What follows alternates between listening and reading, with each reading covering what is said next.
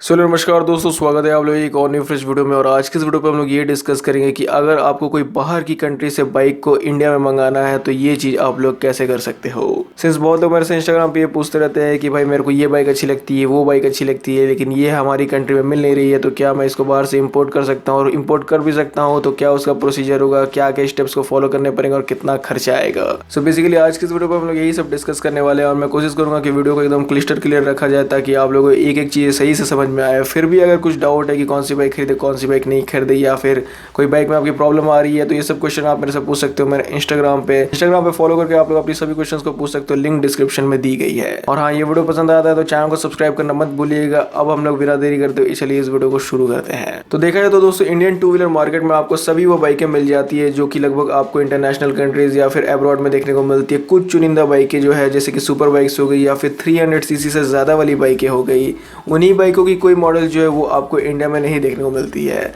बाद बाकी सभी बाइकें आपको लगभग देखने को मिल जाती है। हाँ, जापानीज़ बाइक मैन्युफैक्चरर्स में इनका नाम थोड़ा सा ज़्यादा आ जाता है, क्योंकि जापानीज़ बाइक्स में जैसा होंडा हो गया, सुजुकी हो गया, तो ये सब CBR जो इनकी मॉडल है, फिर सुजुकी की जो GSX है, ये आज भी इंडिया में नहीं प्रोवाइड करते हैं, जैसे कि थाईलैंड, इंडोनेशिया में प्रोवाइड करते हैं। तो यही सब बाइकों की मॉडल के पीछे कुछ कुछ लोग पड़ जाते हैं और सोचते हैं कि जब इंडिया में बाइक खरीदी रहे हैं तो उससे बड़ी इंटरनेशनल मॉडल को मंगा ले, वो थोड़ी मार्केट में यूनिक भी लगेगी, लोगों की जो बाइक है उससे थोड़ा हटकर भी लगेगी। दोस्तों, जितना सुनने में ये ईजी लग रहा है उतना ही ज़्यादा करने में मुश्किल है, और इसमें जो कॉस्ट है वो भी बहुत ज़्यादा लगता है। और कैसे लगता है वो चीज़ अभी मैं आपको क्लियर करूंगा। हाँ, लेकिन क्लियर करने से पहले जैसा मैंने आपको बताया कि ये कुछ चुनिंदा बाइकें हैं, जैसे कि होंडा की CBR सीरीज, सुजुकी की GSX सीरीज, फिर यामाहा की सुपर बाइक आती थी R6, उसको भी लोग इंडिया में काफ़ी ज़्यादा इंपोर्ट करते थे। MT-03, ये सभी बाइकें जो है इंडिया में नहीं आती है तो लोग इसको इंपोर्ट करवा लेते थे। फिर अप्रिलिया RS 660 हो गई, होंडा CBR 600R हो गई, तो ये सब कुछ कुछ बाइकें इंडिया में नहीं आती थी, तो लोग इसी टाइप की सुपर बाइकों को ज़्यादा इंपोर्ट कराना पसंद करते थे।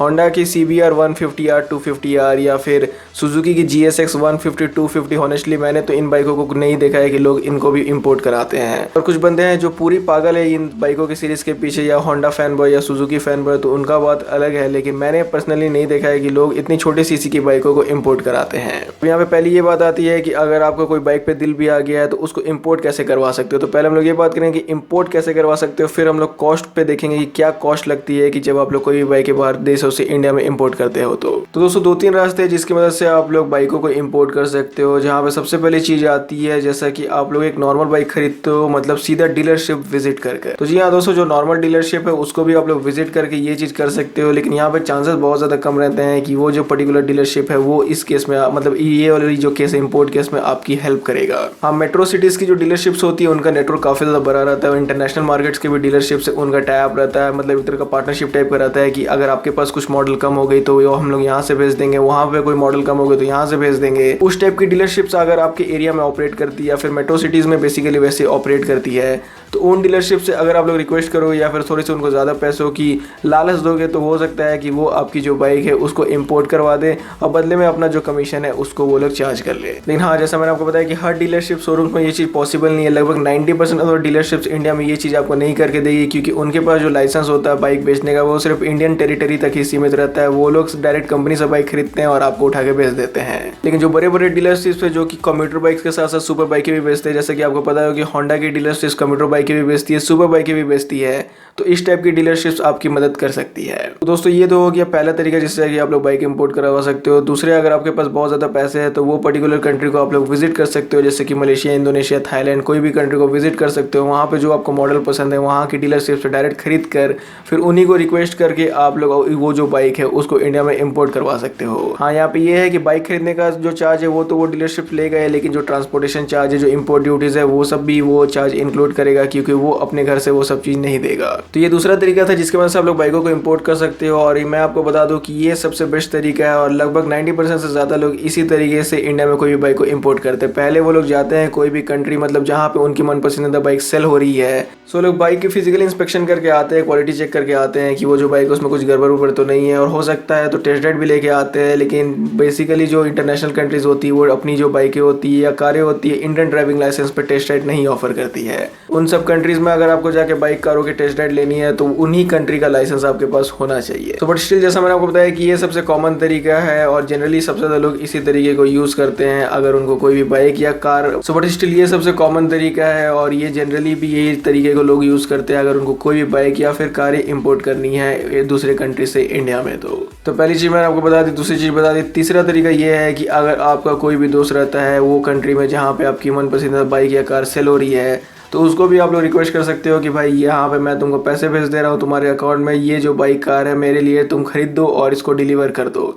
जितना चार्ज लग रहा है सब मेरे से ले लो और मेरे को डायरेक्ट डिलीवर कर दो। तो ये भी चीज़ हो सकता है, लेकिन इसमें ये है कि आप लोग, लेकिन इस वाली केस में एक फ्लॉ ये है कि आप लोग बाइक को फिजिकली इंस्पेक्ट नहीं करने पाओगे। फिर इंपोर्ट कराने के बाद अगर आपको कुछ भी डैमेज वैमेज मिलता है या फिर कोई भी दिक्कत होती है तो कोई भी आपकी बात नहीं सुनने वाला है, क्योंकि यहाँ के जो डीलरशिप्स है, जैसे मान लीजिए आप लोगों ने यामाहा की अभी जो न्यू R7 आई है उसको इंपोर्ट करा लिया, उसमें अगर कुछ भी प्रॉब्लम आती है तो आपकी जो शहर की यामाहा डीलरशिप है वो बात नहीं सुनेगी। वो सिर्फ आपको बना के हो सकता है कि दे दे, रिपेयर करके दे दे, लेकिन अगर आप लोग बोले कि भाई ये R7 के पैसे मेरे को लौटाओ तो वो चीज़ आपको बिल्कुल भी नहीं होने वाला है। तो दोस्तों ये 2-3 रास्ते से जिसकी वजह से आप लोग बाइकों को इंपोर्ट करा सकते हो इंडिया में, लेकिन ये जितना सुनने में ईजी लग रहा है इसमें उतना ही ज़्यादा कॉस्ट भी जुड़ा हुआ है, क्योंकि यहाँ पे जो आपकी बाइकों की प्राइस है, जैसे मान लीजिए 1.5 लाख रुपए है तो वो सीधा 3 लाख रुपए हो जाएगी। तो जी हाँ दोस्तों, इंडियन टैक्स सिस्टम में यही रूल है कि अगर आप लोग कोई भी बाइक या कार जो कि पूरी तरीके से बनी हुई है अगर उसको कोई दूसरे कंट्री से इंपोर्ट कराते हो, जिसको कि हम लोग CBU बोलते हैं, जिसका मतलब होता है कम्प्लीटली बिल्ट यूनिट, तो कोई भी CBU कार या बाइक अगर आप लोग कोई भी दूसरी कंट्री से इंपोर्ट करते हो तो यहाँ पे आपको 200% टैक्स ड्यूटीज का सामना करना पड़ता है। तो इसलिए यहाँ पे मैंने आपको बोला कि 1.5 लाख का 3 लाख हो जाएगा, प्लस आपको इंश्योरेंस के अलग से पैसे देने पड़ेंगे। फिर जो ट्रांसपोर्टेशन चार्ज होगा, जैसे मान लीजिए आपकी जो बाइक है वो थाईलैंड से आ रही है या फिर मलेशिया से कहीं से भी आ रही है तो वो शिप से आएगी या फिर एरोप्लेन से आएगी, तो उसके लिए आपको ट्रांसपोर्टेशन चार्ज देना पड़ेगा। फिर आपको मरीन इंश्योरेंस कराना पड़ेगा कि इन केस अगर आपकी जो बाइक है ट्रांसपोर्टेशन में होते समय उसमें अगर कुछ भी डैमेज आ जाता है, ट्रांसपोर्टेशन वाली जो कंपनी अगर बाइक को चोट वोट पहुंचा देती है तो उस कंडीशन में भी आपको इंश्योरेंस करवाना पड़ता है कि इंश्योरेंस कंपनी आपको पे ऑफ करे ताकि आपको जो है ज़्यादा नुकसान ना हो। तो आपको ये इंश्योरेंस भी करवाना पड़ेगा। ट्रांसपोर्टेशन चार्ज मैंने आपको बता ही दिया, इंश्योरेंस आपको अलग से करवाना पड़ेगा, इंपोर्ट ड्यूटीज़ आपको पे करनी पड़ेगी, कस्टम ड्यूटीज़ पे करनी पड़ेगी, और ये जो 200% का टैक्स है ये तो आपको देना ही देना पड़ेगा। तो ये सब चीज़ों की वजह से 1.5 लाख की जो बाइक है वो 3 लाख से भी ज़्यादा हो जाएगी। उसकी जो प्राइस है लगभग 3,60,000 3,70,000 रुपये हो जाती है। तो इसलिए बहुत बार आप लोग ने सुपर कार ओनर्स के मुँह से सुना होगा कि जो दुबई में कारें मिलती है वो 2 करोड़ की मिलती है। सिंपल वो जो कार इंडिया आते आते हो जाती है 5 करोड़ की। 4 करोड़ का तो लगभग उसमें टैक्स ही जुड़ जाता है और 1 करोड़ उसमें अलग से चार्जेस जुड़ जाते हैं, ट्रांसपोर्टेशन, इंश्योरेंस और फिर अलग अलग ड्यूटीज़ के। तो इसलिए मैंने आपको स्टार्टिंग में बता दिया कि ये सुनने में जितना फैसिनेटिंग लग रहा है उतना फैसिनेटिंग है नहीं, क्योंकि इंडिया की टैक्स ड्यूटीज़ इतनी ज़्यादा ख़राब है, इसीलिए लोग जो है वो बाइकों और कारों को इंपोर्ट करने से बचते हैं। लेकिन जैसा आप लोग जानते हो कि हम लोग इंडियन है तो हम लोगों के पास हर चीज़ का जुगाड़ रहता है। तो पहले क्या होता था कि लोग डायरेक्टली बाइक को इंपोर्ट नहीं कराते थे या फिर कार को भी इंपोर्ट नहीं कराते थे। कार पे उतना नहीं हम लोग बात करेंगे, बाइक पे ही बात करते ताकि आप लोगों को ज़्यादा अच्छे से समझ में आए। तो लोग क्या करते थे कि बाइकों को मतलब पूरा एक जो बाइक है उसको डायरेक्टली इंपोर्ट नहीं करते थे, क्योंकि अगर उसको डायरेक्टली इंपोर्ट करेंगे तो उसमें काफ़ी टैक्स ड्यूटीज़ लगेगी, जैसा मैंने आपको बता दिया। तो लोग क्या करते थे, उसकी पार्ट्स को इंपोर्ट करते थे। सो जस्ट मान लीजिए आप लोगों ने कोई अब्रॉड से बाइक खरीदी, just for an example suppose करिए आप लोगों ने मलेशिया से बाइक खरीदी, तो मलेशिया से जो आप लोगों ने बाइक खरीदा अगर डायरेक्टली उसको अगर आप लोग इंडिया में सेंड करते हो तो आपको हैवी ड्यूटीज़ मतलब हैवी टैक्स ड्यूटीज़ का सामना करना पड़ेगा, दैट इज 200%। तो 200% टैक्स देने से बढ़िया क्या है कि मलेशिया में जो बाइक है उसको डिसमेंटल करो।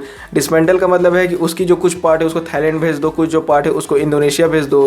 फिर ये सब जो 3-4 कंट्रीज़ है यहाँ से एक एक करके जो पार्ट है उसको इंडिया में इंपोर्ट करना चालू करो, क्योंकि पूरी बाइक या कार में टैक्स लगता है लेकिन पार्ट्स में 200% का टैक्स नहीं लगता है। तो आज से 8-10 साल पहले यही होता था, लोग कभी भी बाइक को पूरी इंपोर्ट नहीं करते थे, मतलब एक सिंगल बाइक जो है उसको इंपोर्ट नहीं करते थे, उसकी पार्ट्स को इंपोर्ट करते थे। फिर जब सभी पार्ट्स एक साथ इंडिया पहुंच जाती थी तो बाइक को असेंबल कर लेते थे, फिर मस्त से रोड पे चलाते थे, कोई भी बोलने वाला होता नहीं था, और जो ये 200% की टैक्स ड्यूटीज़ है उससे भी बच जाते थे। लेकिन आज का सीन कुछ अलग हो गया है, क्योंकि आजकल इंडियन कस्टम्स काफ़ी ज़्यादा चौकन्नी हो गई है, बहुत ज़्यादा उनकी निगाहें पैनी हो गई है। तो अगर आप लोग ऐसा कुछ लफड़ा करते हो तो हो सकता है कि आपकी जो बाइक है कभी भी वो रजिस्टर ही ना हो पाए इंडिया में रोड पर चलाने के लिए। तो इसलिए दोस्तों दोस्तों जैसा अभी मैंने आपको बोला कि जितना सुनने में फैसिनेटिंग लगता है उतना है नहीं, और ये बात मैं फिर से बोल रहा हूँ क्योंकि यहाँ पे आपको बहुत ज़्यादा हैवी टैक्स ड्यूटीज़ का सामना करना पड़ता है। और आप लोगों ने बहुत बार सुना भी होगा ये बात, क्योंकि यहाँ पे मैं ये अकेले नहीं बोल रहा हूँ, 2 करोड़ की कार इंडिया में लगभग आपको 5 करोड़ की मिलती है। और हाँ, आप उन लोगों की बात जो मेरे से पूछते रहते कि भाई मेरे को होंडा CBR 150 या थाईलैंड वाली मॉडल, फिर मेरे को सुजुकी GSX-R 150 जो है वो काफ़ी ज़्यादा पसंद आ गई है, तो इसको कैसे इंपोर्ट किया जाए। तो इन बाइकों के साथ भी आपका वही पंगा होगा। अगर वो जो बाइक है इंडियन रुपीज़ में मलेशिया में अगर लगभग 2 लाख रुपए में भी मिल रही है, तो इंडिया आते आते वो बाइक हो जाएगी 5 लाख रुपए की। अब आप ही बताइए कि 5 लाख रुपए में आप एक 150cc की बाइक लेना पसंद करोगे कि नहीं। अनलेस अगर आप एक डाई हार्ड फैन हो उस पर्टिकुलर मॉडल की, तब तो यहाँ पे मैं कुछ नहीं कह सकता, आप तो लोगे ही। लेकिन फॉर मी अगर मैं यहाँ, तो दोस्तों यही था आज का वीडियो जहाँ पे मैंने आप लोगों को बताया कि कैसे आप लोग बाइकों को इंपोर्ट करा सकते हो इंडिया में। यही सेम प्रोसीजर कारों के साथ भी फॉलो का होता है। तो यहाँ पे अगर आप लोगों को लगता है कि कारों में कोई अलग प्रोसीजर होगा, तो ऐसा नहीं है, कार में भी लगभग यही सेम प्रोसीजर। हो सकता है कि 1-2 और रास्ते हैं, अगर आप लोग चाहोगे तो उस पर भी मैं वीडियो बना सकता हूँ। तो यहाँ पे यही कुछ तरीके से आप लोग बाइकों को इंपोर्ट करा सकते हो, और फिर इंपोर्ट कराने में क्या क्या चार्जेस लगते हैं वो भी मैंने आपको बता ही दिया। तो अब आप लोग मेरे को बताइए कि ये सब सुनने के बाद क्या अभी भी आपको बाइक इंपोर्ट करना है, और इंपोर्ट करना भी है तो क्या आप 200% टैक्स देने के लिए रेडी हो। और अगर रेडी भी हो तो आपको उसके बदले गवर्नमेंट से क्या डिमांड है कि भाई मेरे घर के आगे बढ़िया एक्सप्रेसवे होनी चाहिए, कि या फिर मेरे को ज़िंदगी भर के लिए हेलमेट फ्री राइड चाहिए। सो बट एनीवेज, अगर आपको ये वीडियो पसंद आता है तो ज़रूर से लाइक कर दीजिएगा, चैनल को सब्सक्राइब नहीं किया तो सब्सक्राइब भी कर दीजिएगा, इंस्टाग्राम पे फॉलो करना बिल्कुल मत भूलिएगा। और आप लोग वीडियो देखने के लिए थैंक यू।